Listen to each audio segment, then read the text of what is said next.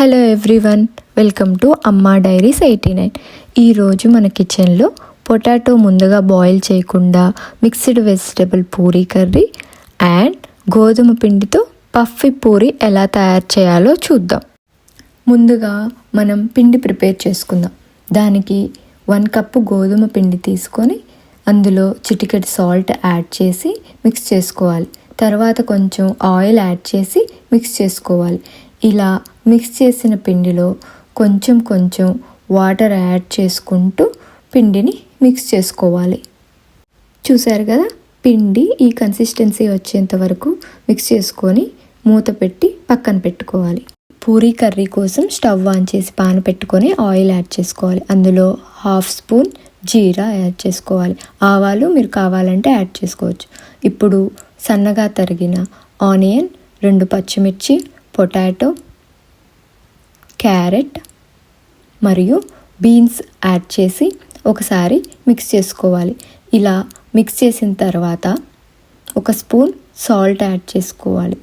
అలాగే 1/2 స్పూన్ పసుపు యాడ్ చేసుకొని మళ్ళీ ఒకసారి మిక్స్ చేసి మూత పెట్టేసి ఆవిరికి ఒక 2 నిమిషాలు మగ్గనివ్వాలి.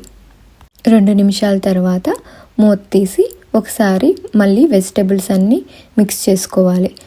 ఒకసారి మిక్స్ చేసుకున్న తర్వాత కొంచెం కరివేపాకు యాడ్ చేసుకోవాలి. ఇందులో 1/2 కప్పు బఠానీలు వేసుకోవాలి. నేను ఫ్రోజన్ తీసుకున్నానండి, మీరు ఫ్రెష్ ఉంటే యూస్ చేసుకోవచ్చు. బఠానీ యాడ్ చేశాక మిక్స్ చేసుకొని అందులో 2 కప్స్ వాటర్ యాడ్ చేసుకొని ఒకసారి మిక్స్ చేసి లిడ్తో కవర్ చేసి కుక్ చేసుకోవాలి. ఈ స్టేజ్లో సాల్ట్ చెక్ చేసుకోండి, మీకు కావాలంటే యాడ్ చేసుకోండి. వెజిటేబుల్స్ కుక్ అయ్యేలోపు మనం ఒక బౌల్లోకి 1 స్పూన్ శనగపిండి తీసుకొని అందులో కొంచెం వాటర్ యాడ్ చేసుకుంటూ ఉండలు లేకుండా బాగా మిక్స్ చేసుకోవాలి. మిక్స్ చేసుకొని పక్కన పెట్టుకోవాలి. ఇప్పుడు వెజిటేబుల్స్ కుక్ అయ్యాయో లేదో ఒకసారి చెక్ చేసుకుందాం. చూసారు కదా, వెజిటేబుల్స్ బాయిల్ అయిపోయాయి. ఇప్పుడు మనం పక్కన పెట్టుకున్న ఆ శనగపిండి మిశ్రమాన్ని ఇందులో వేసుకుంటూ బాగా మిక్స్ చేసుకోవాలి. ఇక్కడ లో ఫ్లేమ్లో పెట్టుకొని మిక్స్ చేసుకోవాలి, లేదంటే ముద్దలాగా అయిపోతుంది. ఇలా యాడ్ చేసిన తర్వాత లో ఫ్లేమ్లో పచ్చి వాసన పోయే వరకు కుక్ చేసుకోవాలి. చూసారు కదా, కర్రీ రెడీ అయిపోయింది. ఇప్పుడు పక్కన పెట్టుకున్న పూరీ పిండిని బాగా ప్రెస్ చేస్తూ ఒకసారి మిక్స్ చేసుకోవాలి. ఇలా మిక్స్ చేశాక పూరీ ప్రిపేర్ చేసుకోవాలి. పూరీ సైజుని బట్టి గోధుమ పిండి తీసుకొని కొంచెం ఆయిల్ రాసుకుంటూ స్లోగా ప్రెస్ చేసుకుంటూ పూరీ ప్రిపేర్ చేసుకోవాలి. ఇక్కడ చూపించిన విధంగా అన్ని సైడ్లకి ఈక్వల్గా పిండి స్ప్రెడ్ అయ్యేలాగా చేసుకుంటే పూరీ పర్ఫెక్ట్గా వస్తుంది.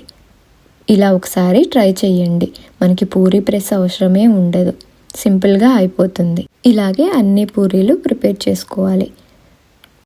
ఇప్పుడు ఆయిల్ స్టవ్ మీద పెట్టుకొని ఆయిల్ బాగా హీట్ అయ్యాక ఈ పూరీలు యాడ్ చేసుకోవాలి. బాగా హీట్ అయ్యాకనే యాడ్ చేసుకోవాలి, లేదంటే పూరీలు పొంగవు.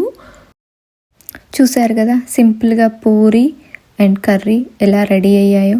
మీరు ఒకసారి ట్రై చేయండి. ఎలా వచ్చాయో కామెంట్ సెక్షన్లో కామెంట్ చేయండి.